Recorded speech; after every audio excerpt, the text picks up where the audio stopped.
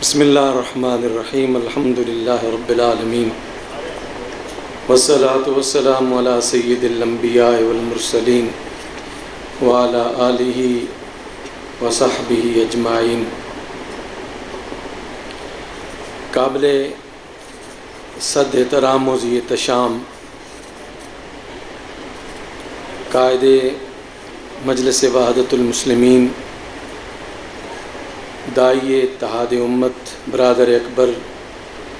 جناب راجہ ناصر عباس صاحب دامت برکاتکم القدسیہ، اسٹیج پر تشریف فرما تمام احباب، آپ یقیناً کافی وقت سے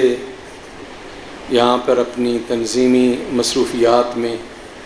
مگن رہے اور بڑا مشکل مرحلہ ہوتا ہے اتنا وقت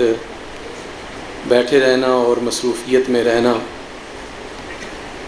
یہ بڑی اہم نشست ہے اور میں یہ سمجھتا ہوں کہ مجلس وحدت المسلمین نے یہ بہت ہی اچھا اور اہم اقدام کیا ہے کہ ہم سب کے دلوں میں ہمیشہ کے لیے رہنے والی شخصیت برادر مکرم سید ثاقب اکبر صاحب نور اللہ مرقدہ کو خراج تحسین پیش کرنے کے لیے یہاں پر ایک تعزیتی ریفرنس کا انعقاد کیا ہے۔ ثاقب صاحب کی جو شخصیت تھی، مجھ سے قبل برادر مکرم ناصر بھائی نے اور گردیزی صاحب نے بھی اور برادرم اقبال رضوی صاحب نے بھی بہت اہم نکات جو ہے وہ آپ کی شخصیت کے حوالے سے بیان کیے ہیں۔ ثاقب صاحب کی شخصیت ہمہ جہت شخصیت تھی اور بہت عظیم شخصیت تھی۔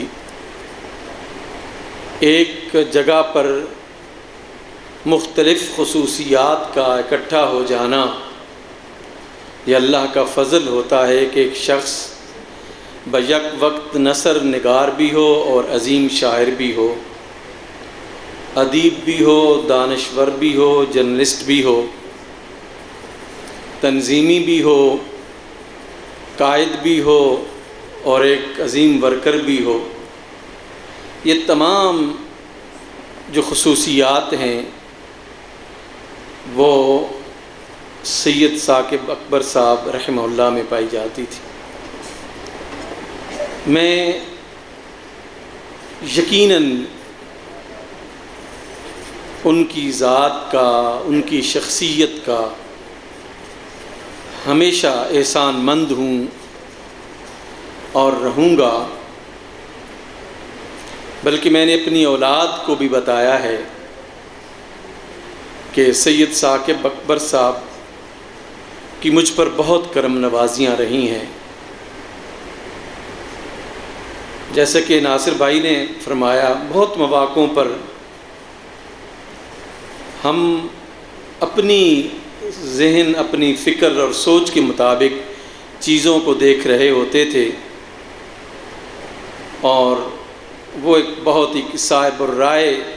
شخص ہونے کی حیثیت سے ہمیں مشورے جو ہے وہ دیتے تھے۔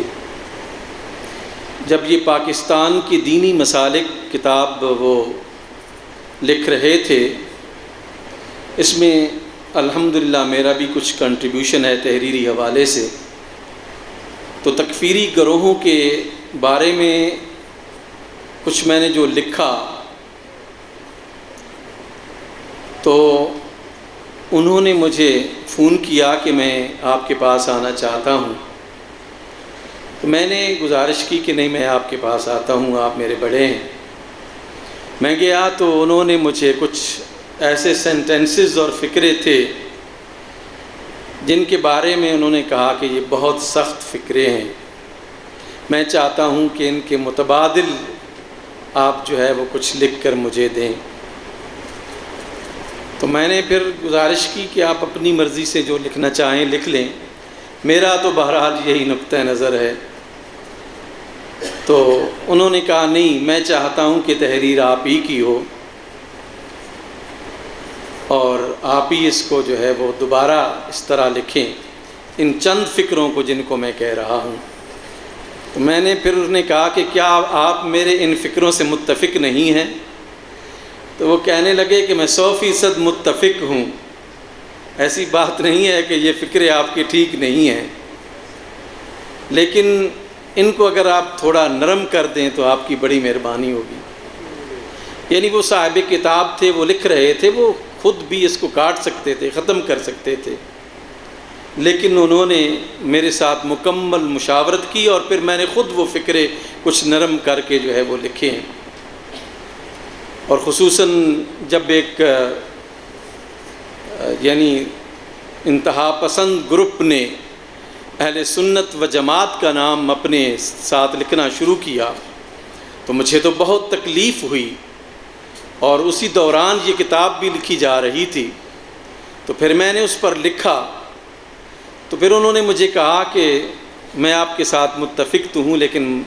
مہربانی ہے آپ جو ہے نا اس کو ان کو یعنی نرم کریں۔ تو پھر میں نے نرم کیا ان فکروں کو، اور پھر وہ بڑے خوش ہوئے اس پر۔ وہ ایک نہایت جوہر شناس شخصیت کے مالک تھے، وہ مختلف جماعتوں سے تقریبی ذہن کے لوگوں کو اکٹھا کرنا اپنا ایک بہت بڑا فریضہ سمجھا کرتے تھے، اور ہمیشہ انہوں نے یہ کام کیا کہ مختلف مسالک کے لوگوں کے ساتھ رابطہ کیا اور مختلف گروہوں کے ساتھ رابطہ کیا، ان کے ساتھ ملاقاتیں کیں۔ میں آج بھی مجھے یاد ہے، آج بھی ہمارے ملی یکجہتی کونسل میں کچھ لوگ ایسے ہیں کہ جن کی تقریریں میں نے سنی اور میں پھر حیران ہوا کہ وہ یہاں پہ ملی یکجہتی کونسل میں کیسے آئے۔ تو ثاقب صاحب نے مجھے کہا کہ میں ان کو لایا ہوں، اور پھر یہاں پہ بھی انہوں نے ایسی تقاریر کیں، لیکن پھر ثاقب صاحب نے آہستہ آہستہ آہستہ آہستہ جو ہے ان کی تربیت کی، اور پھر وہ اتحاد و وحدت کی باتیں بہت اچھے طریقے سے کرنے لگے۔ نہیں، ایک پیشنس رکھنے والی شخصیت اور ایک ویژنری شخصیت ثاقب اکبر صاحب علیہ رحمہ تھے، اور انہوں نے جو اتحاد و وحدت کے حوالے سے کام کیا وہ یقیناً سنہری حروف کے ساتھ لکھنے کے قابل ہے۔ ان کی فکر کو ان کی اولاد سے گزارش ہے، ان کے دوستوں سے گزارش ہے، البصیرہ کے جو کام کرنے والے لوگ ہیں ان سے گزارش ہے کہ دیکھیں وہ بے خدا تہذیب کے مقابلے میں کھڑے تھے، ان کا ہر فعل اور ہر عمل میرے ساتھ گھنٹوں ان کی جو باتیں ہوتی تھیں وہ بے خدا تہذیب کو، سیکولرزم جو خدا کے بغیر ایک تہذیب کو امریکہ اور اس کے حواری اور مغرب پروان چڑھانا چاہتا ہے مسلم اور غیر مسلم معاشروں میں، اس پر وہ بہت گفتگو کیا کرتے تھے۔ اس فکر کو البصیرہ کے دوستوں کو آگے بڑھانا چاہیے، یہ ان کی خواہش تھی کہ ہم اس کے مقابلے میں کھڑے ہوں، اور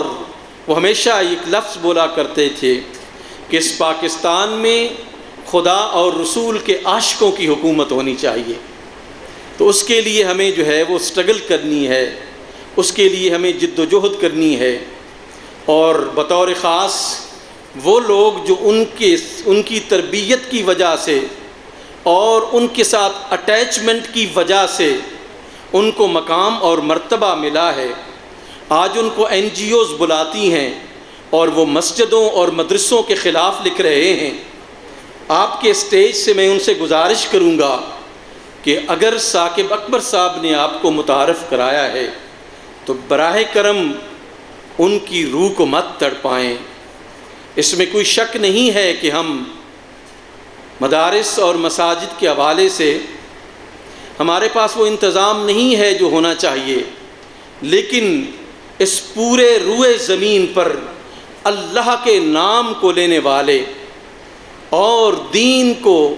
زندہ رکھنے والے یہی دو جگہیں ہیں، ایک مسجد ہے اور ایک مدرسہ ہے۔ ہم اس مسجد اور مدرسے کے کسٹوڈین ہیں، ہم ان کے محافظ ہیں، اللہ نے ہم شکر گزار ہیں اللہ کے کہ کوئی وزیر اعظم ہاؤس کی حفاظت کر رہا ہے، کوئی صدر ہاؤس کی حفاظت کر رہا ہے، کوئی بڑے بڑے اداروں کی حفاظت کر رہا ہے۔ اللہ نے ہمیں یہ اعزاز عطا فرمایا ہے کہ ہم اس کے گھر کے محافظ ہیں، ہم اس کے دین کے محافظ، گناہ گار ہیں، سیاکار ہیں، سب کچھ ہیں، لیکن اس دین کے محافظ اور حفاظت کا ذمہ اللہ نے ہم جیسے گناہ گاروں کے سپرد کیا ہے۔ ہماری یہ شناخت برقرار رہنی چاہیے۔ آپ کو جس مدرسے سے آپ نے پڑھا ہے اسی نے آپ کو یہ مقام دیا ہے کہ آپ آج این جی اوز کے بڑے بڑے سفر کر رہے ہیں، باہر ممالک میں جا رہے ہیں، اس لیے مسجد اور مدرسے کے خلاف مت کوئی بات ایسی کریں۔ یہ مسجد اور مدرسہ ہی ہے جو پورے روئے زمین پر اللہ کے نام کو اور اللہ کے دین کو جو ہے وہ زندہ رکھے ہوئے ہے۔ تو اللہ سبحانہ و تعالی ہمیں اس مسجد اور مدرسے کے ساتھ وابستہ رہنے کی توفیق نصیب فرمائے، اور اللہ سبحانہ و تعالی ہمیں اہل حق کے ساتھ رہنے کی توفیق نصیب فرمائے اور اہل حق کے ساتھ معشور فرمائے۔ وما علینا الا البلاغ المبین۔